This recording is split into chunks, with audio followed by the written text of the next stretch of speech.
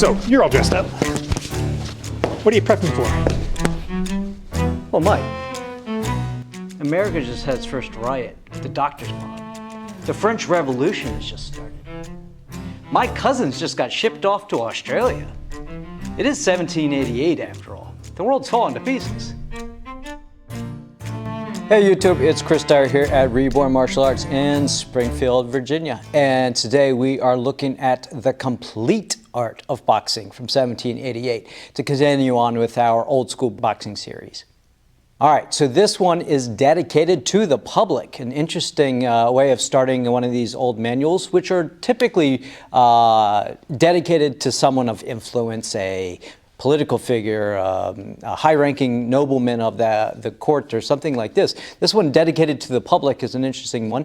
The reasoning behind it was the hope that if more gentlemen were studied in the scientific art of boxing, that they would be deterrent to the rest of the world for ruffians to take advantage of the genteel class, which is an interesting way of increasing the number of people that are interested in buying your thing. And they do make a point several times throughout the beginning of the book, both valuable and inexpensive their manual is, so you should buy a copy. And they repeat this over and over again, which makes it you know, very good to dedicate to the public if you want a wide readership of your manual. All right, so let's get into the meat of this book. The very first part that we look at is if a ruffian sees you on the street, if you're being assaulted by someone, if someone's coming at you, the recommendation is if they get within 20 yards of you, which is a rather odd number, an interesting choice, but that's what they say. So 20 yards of you. First steps, you want wide stance. So you want your hips as wide as possible. The next part is to sink your shoulders. So you don't want to be crouched up here. You want to sink them down, nice relaxed. You want to control your breath. You don't want to lose your long wind, so you want to be able to control your breath so that you're moving and you're breathing naturally. Sinking the neck. Now, I can't sink my neck down. I don't know if this is entirely what he means, but tuck your chin. Like, this is not a surprise for anybody that studies any sort of martial art. You want to tuck your chin a little bit. So sinking your neck, if you read this in the manual, I'm assuming this means tuck your chin down. And the next one is your hands are up by your mouth. So a high guard, bringing your hands up here. And then from here, that the hands are of the same height. Now, this is unique. He makes a point about this.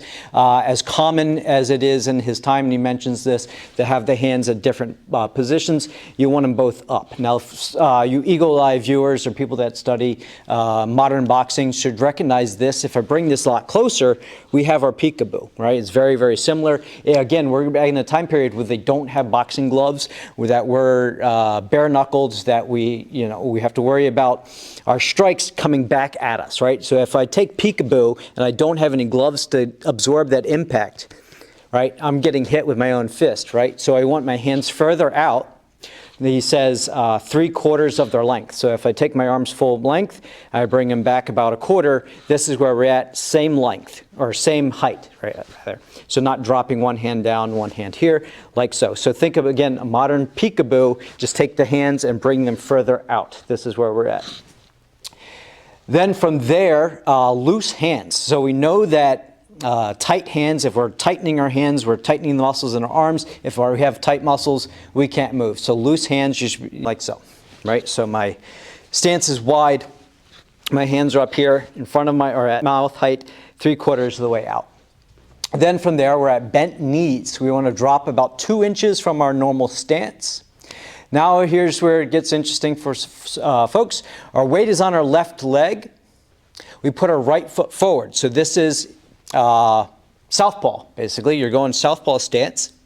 And then finally, the knee is in line with the fist. So we're in this, what people think of as a classical or old school boxing stance. So it looks like this. Got my left weight, back weighted, left leg is back, right leg is forward. I got my weight back here. My hands are up in front of my chin. This is the stance that we're going from. This is the standard on-guard stance. Now let's look at how we're going to move around and the things that the Complete Art of Boxing from 1788 recommends for us to do.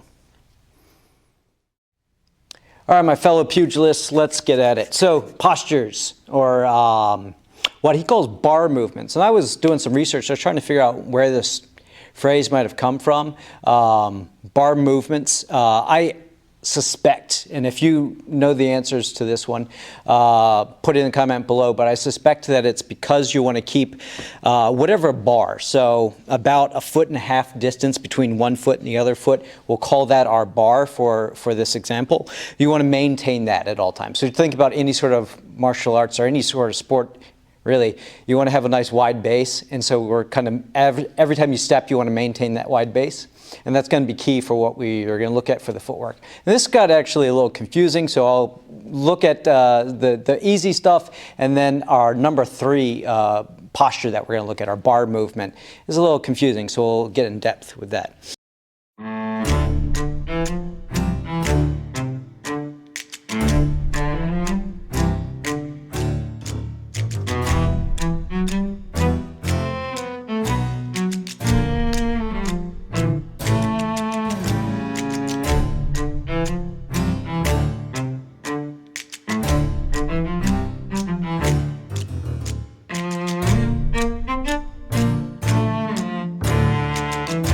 All right, starting out though, our first bar movement is just a basic advance with your lead leg.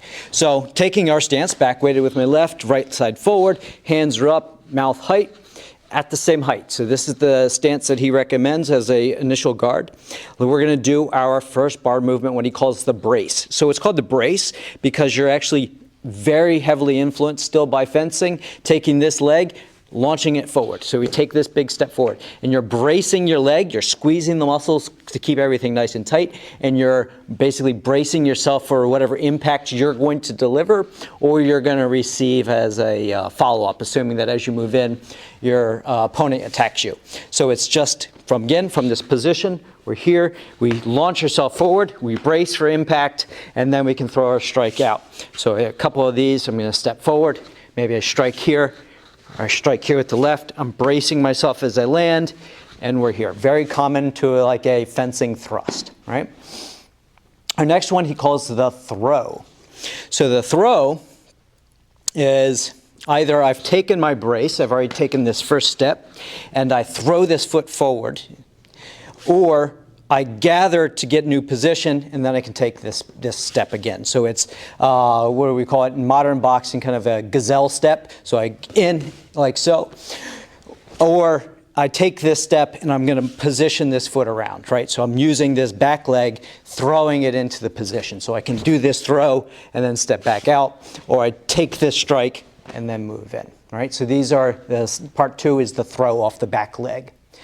All right, so the third one is the square. Now, like I said, I was trying to research where this term comes from or how it might be better explained, because the manual doesn't do a great job explaining what exactly he wants. The description is simply that with the square, we bring the right leg in a position so that the heel is in line with the arch of the left foot.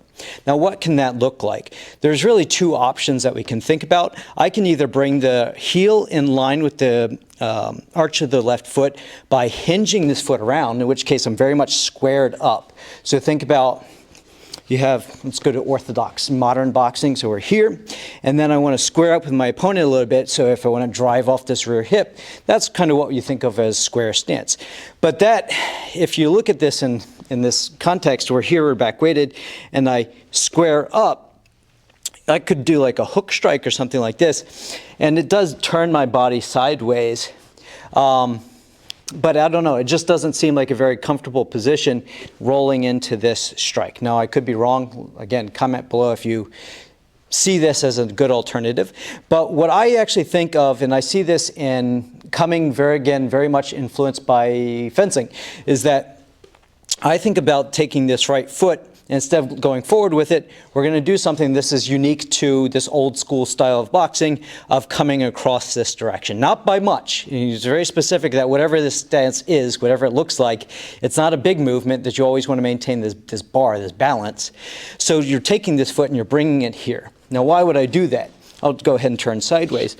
So if I'm here and I want to cut an angle, if I want to change where I'm going, I can't do it changing that angle, doing what we just talked about, right? I'm giving the person the side of my head a high mark is what he calls it. These targets, eye, ear, brow, eyebrow, nose, that sort of thing. So what I want to do is take this and move offline. So I still have my guard, but I'm changing the angle. Then if I take this, this throw step, I'm actually hinging around. So I take step and hinge around this direction. Right? So if you can even do throw and then come around this way. So this doesn't look too far off from what we do in modern boxing, where I step, I go. I step, I go. Right? You step, go. Right? So this is kind of what I think of the square. That's my working idea, hypothesis based on fencing moves. And we see this in fencing quite a bit with small sword. This idea of I'm on guard, and then I pass to strike, and then I come back out. So that's my thoughts on the positions. Let's look at how he uses boxing in the manual. So we're going to look at the offensive and defensive maneuver. The very first part he describes as the upper view. The best way to break that down is all the things that are happening in a martial context above my opponent's belt. So all the things that Mike is doing up here. So we're starting high and we'll work our way down. First thing, what is he doing with his eyes? Where are his eyes? He says that just like a good fencer, a boxer is going to look at the target that they're aiming for, basically. So if Mike wants to do a high mark, if he wants to punch me in the face, he's going to be looking at my face. If he wants to punch me in the gut, he's going to be looked down. He's going to put his eyes on the target. So I want to be observant in what his eyes are doing. The next one is the incline of the head. Where the head goes, the body goes, right? So if his head goes one direction, that's where his body weight's going, and he can either move that direction or it's an opportunity to take advantage of it. So just like we would in fencing, if a person's taking a step, that's a perfect time to attack them because they're in motion. It's going to be harder for them to change it. Same thing, if the head moves one direction, he's in motion going that direction. It's an indicator of what he's doing next, where he's going next. And then finally, we have what the guard is doing, or what his guard says. So if Mike just takes, talk Mike through this, we're going to go right leg forward, left leg takes our weight, our hands are up here. So we're just assuming that Mike is fighting with the same sort of methodology that I'm fighting. We start moving around each other. If Mike, say, responds one way, if I duck down a little bit and I'm kind of observing what he does, and maybe he doesn't want to get punched in the face, so he knows that that's going to happen. So now knowing that I tilted my head, I dropped down a little bit, he followed this action, I now know, so we're here, we're moving around, I'm observing what his eyes did, what his hands did, what his body does. As I duck down, boom, there's my opportunity to come over his guard. And 9 times out of 10, he's recommending try and get the guard down, aim for a high strike, go for one solid blow. One solid blow is worth 6 bad blows, right? So again, in this position, we're here, I'm watching what his eyes are doing. You don't want to completely stare him in the eyes because you want to observe all these other things. We'll get to that in just a second. But I want to watch where his head's going. Does his head tilt one direction? Say he tilts this direction. I know that he can he's taking weight off of this leg, so he can either fall into position this way or he's moving this way. If his head tilts this direction, I know he's not coming this way. It's going to be impossible for his head to move that way and then move this direction, right? It doesn't quite work that way. That's not how the human body works. So if he does tilt this direction, I know I can step in and throw a strike over here while he's vulnerable. So that's the first part. Let's look at what happens next. Okay, so now that we have our upper view, let's go to the lower view. So this is all the things that are happening below the belt that we need to observe to deal with our opponent. All right, so the very first one is, again, bar movement. So again, going back to that interpretation of what this phrase means, now I need to be observant of not only his leg work, but my leg work. Let's go ahead and get to that left leg back. Good. So what he recommends is watching this right knee. That is the indicator, right? So if his weight is back here, if it moves forward, he's moving forward. If this leg does a cross, he's moving that direction. That's kind of our indicator. It's easier to see than the leg that's behind it. He can easily hide that movement as he's moving around, but he can't hide that lead leg from me. He can't hide that lead leg. I'm watching it. All right. The next part of this is the close in. So if this person wants to close with me, I want to keep them guessing. So I want to move in, I can move out. So I'm going to go back to my stance. Here we go. So if he wants to move in, I want to move to another direction. He wants to do a thing, I want to keep him guessing. I want to keep him from advancing on me by moving around, by being in control of bar movement. Just like in any sport, any fencing, you need to master footwork so that you can dominate them through what your legs are doing, not allow them to take advantage of you. So you want to be the one who's dictating where we're moving, when we're moving. If he closes in like this, I want to change. I don't want him to see an easy static target. The worst thing, and everybody knows this, and if you do any sort of sparring or any sort of martial arts training, the worst thing you can do is just be a static target, right? Now he has easy targets to hit, and the manual says this, right? You want to keep them guessing, basically. You want to keep moving.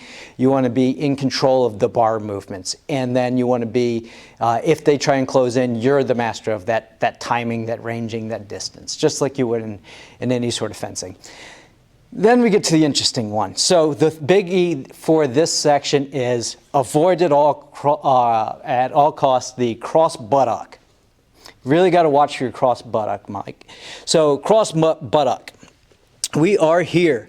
We come close in. Our right sides are facing each other. So we're both with our right side forward. And maybe I'm moving this direction. And Mike is bigger and stronger than me. And somehow I allow Mike to get a hold of my arm. He gets my butt. He wraps this arm around my hip. You see where this is going, folks? Mike pulls this in, and now I'm in the cross buttock throw. So at all costs, we want to avoid this. The explanation, the reasoning, obviously, you get hit hard on the ground, takes the wind out of you, it takes energy to get back up. You might need a second. You might need a second to catch your breath before you continue on. There's lots of obvious bad reason. If my arms get trapped in this position as I'm throwing, if he leads with my head as I'm hitting the ground, like the list goes on and on and on and on. That's why you want to, if you're out there training, learn how to grapple too. Because that's important to know how to deal with these falls and to give them. But this manual specifically says, unless you are an expert grappler, at all costs avoid the cross buttock. So the recommendation that I would give, and this is kind of implied in this, is if Mike starts moving this direction, don't move this direction. Because if we're there and he's a grappler, he's basically in that cross buttock. So you want to be moving around and not allow that positioning to happen. So that's the part 2. Let's look at part 3 next. All right, so we're on section 3, the casual projections. So what in the world does that mean? Casual projections are, what does Mike casually do? What is my opponent casually doing while they're grappling, while they're boxing, while they're sparring? So first of the 3 things that we want to focus on are, go ahead and take our stance again. So you're back weighted, you got your right foot forward, your hands are here, okay, this is great. So Mike, take everything that you have, just turn towards the camera. All right, so let's observe what Mike's got. Casual projection. First, he's projecting this nice center line, which is a beautiful thing for me to see. Now I know I can go for body blows nice and easy though here. If he's going to try and block that, he's going to do it with his arm, in which case I can try and bring his guard. So now I'm instantly thinking, all right, so I take this, turn this way, I'm instantly thinking, I'm going to take my guard, I'm going to throw this there, which is going to create that opening to his high mark, to his head, his eye, his eyebrow, ear, that sort of thing. All right, so that's one of the casual projections. Where is their guard telling me? What is the openings that they're giving me? All right, the next part of this is the prowess of my opponent. So Mike's prowess, what has he got going on? Well, I happen to know quite a lot about Mike, but not knowing anything about Mike, what his skill set is. If I were to just face him as an attacker, we take our guard. What is Mike telling me right now? First of all, he's already starting to advance. Like, I haven't moved anything, and Mike is slowly inching in. He's got his hands up. He's moving them around. So he's already telling me a couple things about himself. He's going to be aggressive. He's going to be very lively with his hands because they're already moving. It looks like he knows how to use his hands equally together, right? So I instantly know these types of things about my opponent from what they're projecting to me. And the final part of this is advantages of ground and movement, right? So let's assume that we are in a limited space here, right? We have to stay within the camera frame. We have this limited space. What are my advantages? If Mike is moving this direction, my biggest advantage is going to be simply to move offline and take advantage of the fact that his guard was right here and up, right? So that's kind of the first thing. I need to be immediately thinking, all right, what is this person projecting? Like, what are they telling me about their fighting style just from the quick instant? And what are my advantages? What do I have going on for me? Well, I'm lighter. I'm probably quicker on my feet, or at least I train to be quicker on my feet. I have no real indicator of what a random attacker is going to be, but I usually can rely on that. And so those are the very first things. So if in an instant, you know, if Mike gets in within 20 yards of me and I get my guard ready to go and he starts coming at me slowly at this, now he's moving side to side, okay? So he's just changed what he's projecting. So that's kind of what we're looking at in this section is what is the person telling you? There's a couple things that he recommends doing in this section to help you with all of these things. So after I have observed what his eyes are doing, what his head's doing, what his hands are doing, after I observe what his legs are doing, where our space is he a grappler who's trying to, like, he's not worried about this, he's opening his hands, right? That's a huge indicator. Are they going to try and punch you, or are they going to try and grapple you? Like the body indicators of a grappler versus someone who's ready to box you is very, very clear, right? So a couple things that it tells you. One, let the left hand be your shield. So this is similar to our previous video of using the arm as the buckler, right? It's the same thing. So if I take this guard, I take our stance through here. My left is the shield. So this is kind of what I'm thinking about doing. We'll go try and take that position. Don't move. Don't move. Don't move. Don't move. We're here.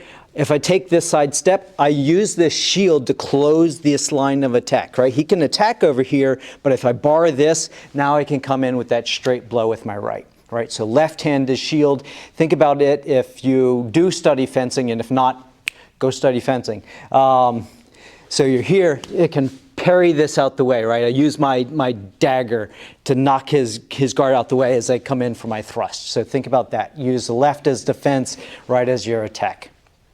Unless, of course, he's a lefty. So if he switches his guard around, then what he recommends is kind of the opposite of that, of using like hammer blows to knock the guard away, to strike, to knock the guard away, and then strike over top, knock the hands and go. So really attack that left-hand side, attack and go, attack and go. And then finally, a recommendation, again, going back to this idea of one solid strike, ideally to the head, to the upper mark, or the high mark is what he calls it. One good solid blow is worth 6 weak light blows, right? So one of the things that he recommends doing is using all the things that we've applied. I have my stance, I have my guard here, I tilt my head, drop my hands, and again, going back to what is his instinct, he goes down like this. Oh, Mike is so well trained. I'm going to pat myself on the back. He goes down. He sees me reading this body blow. And if he doesn't do it, that's fine. I'm going to give him this body blow. I'm going to give him this body blow. I'm going to give him it. And then I'm going to attack high when he's created that drop or that opening, right? So you give him a couple body blows. He recommends obviously going right there under the floating ribs to the liver punch, right? So we're here. If I can do this side step, get that nice liver strike, give him a couple of those, then he's going to start dropping his hands. So we're here, give him a couple blows down here, a couple solid blows, and then one come up over the top and hit that high mark. All right, so that was a lot of stuff. Kind of my feedback of this. This manual actually makes reference to our previous video from 1788, so same year, but it's obviously way more detailed in explanation. It's almost more complete, if you will. Look at what boxing is. So it's not just descriptions of famous boxing matches, but it is actually very clearly becoming a training manual, which is really, really cool. So we're getting way more detail. We're getting way more explanation as how to use this stuff. And it's an actual, like, legit manual on how to. So I'm really excited about moving forward, seeing what comes next. I hope you guys are enjoying this process with me. Again, continue to like, subscribe, share, put comment below. Again, looking at what is bar movement, what is the third step? What do you think this is? Bringing this foot in line this direction, or is it more of like a hook to hinge sort of step? What do you think? Put your comments below. Thanks for watching, and again, press the like button.